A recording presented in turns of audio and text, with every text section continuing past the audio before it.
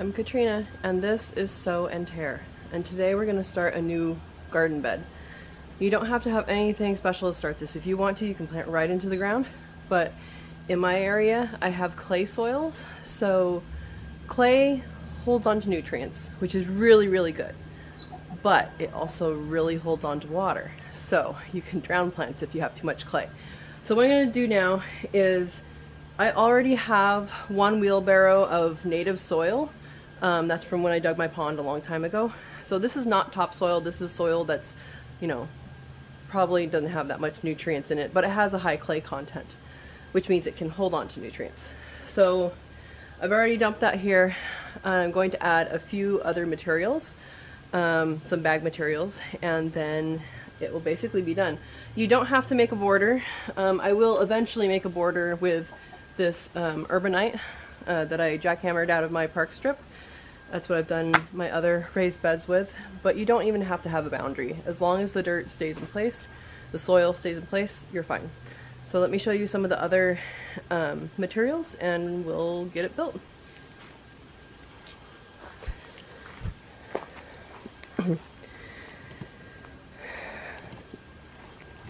So here are some of the things that I'll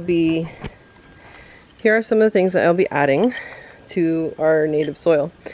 A couple is just a planting mix and potting soil. These are just things I had already. They're organic. And then some steer manure. I always add to new beds Azomite. Sorry, it's in the bag. Azomite. This is a rock dust, and what rock dust does is it adds the micronutrients. What adding this will do is it'll add micronutrients to your soil, and it won't benefit your plants right away because your plants can't eat them right away. The soil organisms need to do that first, and then once it's been through their system, they'll excrete it in a way that is available to the plants. And then once it's available to the plants take it up and it is available to us in our diet. So that is why I think having some sort of rock dust is really important. So some other things you can add are things like bone meal and blood meal, bat guano, and phosphate is from rock. This is also another rock dust, but it tends to just be mostly phosphate. So these are some things I'm going to be adding in, and so I pretty much just dump it all together and stir it around with the shovel. Let's get started. It is helpful to have something like a utility knife to open these bags. You can tear them open too, that's fine. They just pour out better if you have a knife.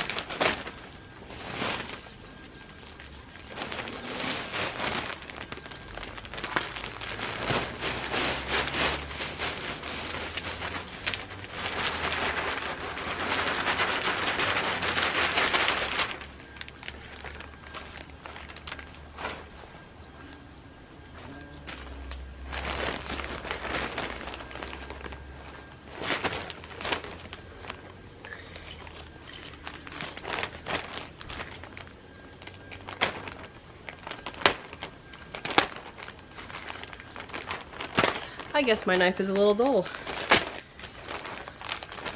Have to correct that for the next time I use it.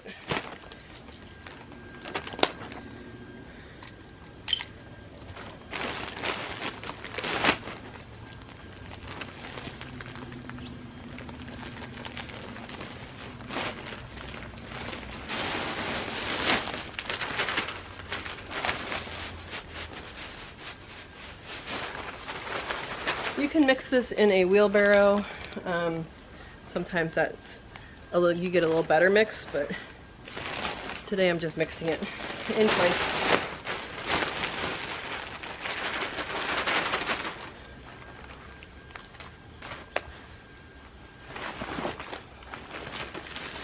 Now for the Azomite, you do not want to breathe this stuff, and so you can hold your breath when you're doing it. If you have issues with that, you can wear a mask. But I'm just going to add one of these little containers full. Maybe 2. I'll do 2. I add these periodically to my beds. Pretty much whenever I refresh, I add some. I wouldn't recommend doing this one on a dusty day because it is rock dust. You don't want that in your lungs.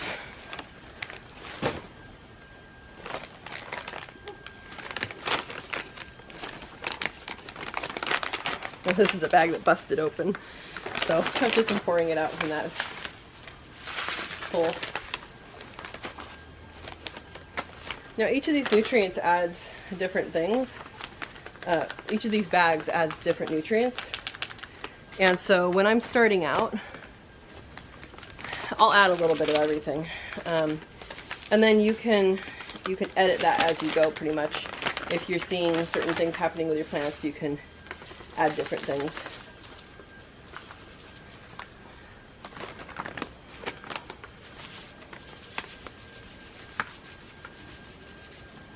Now the blood meal and the bone meal, if you have the blood meal and the bone meal, if you have cats or dogs around, they might dig in it after you've done this. So I suggest planting them right away.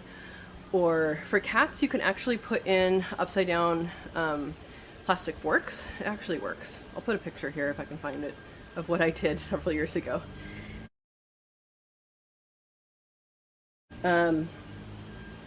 So that smells good to them. They want to eat it. Anyway, I'm gonna mix it up.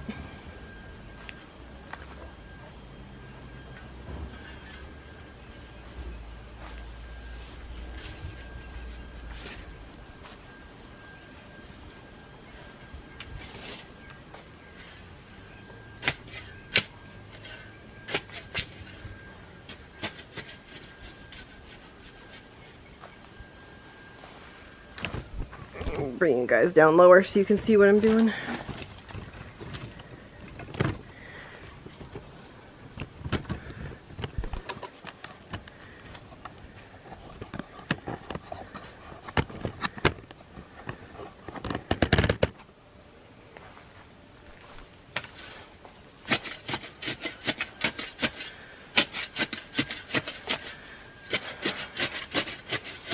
It might take a while to get this mixed. Right now I'm just mixing in the top part, and then I'll try and mix it in with the native ground below,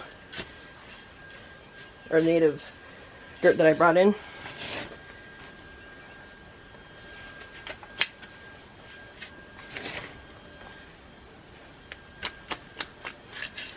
Now ordinarily when I start out of bed, I do use some of my worm castings that I make, or that the worms make for me.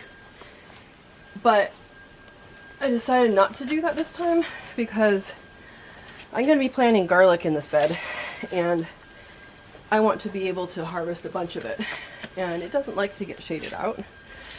So I'm going to not really want volunteers in here.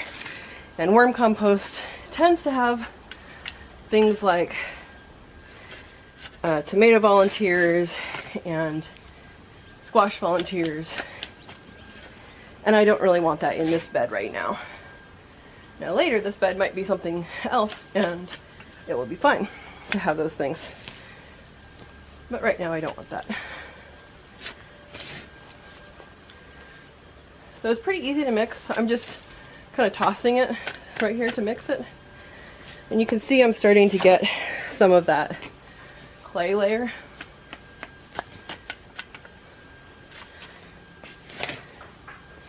And you want to mix it as smooth as you can, but if it's not mixed right, you'll find out with the plants when they grow. They'll tell you what they need.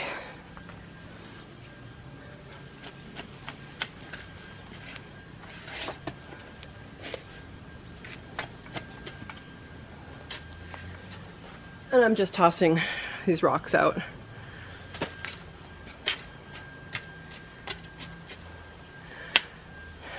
Look at that fat guy. Look at that. Got an earthworm. I'm gonna let him live. So sometimes the manures that you get are gonna be a little chunky, and sometimes the best way to do it is just crumble it in your hand, and then that'll break it up.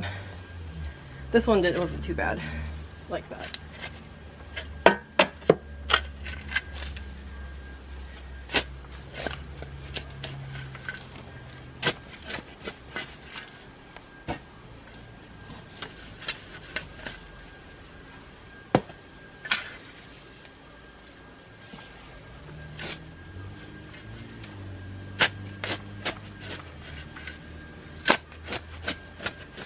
So it looks pretty well mixed for the most part.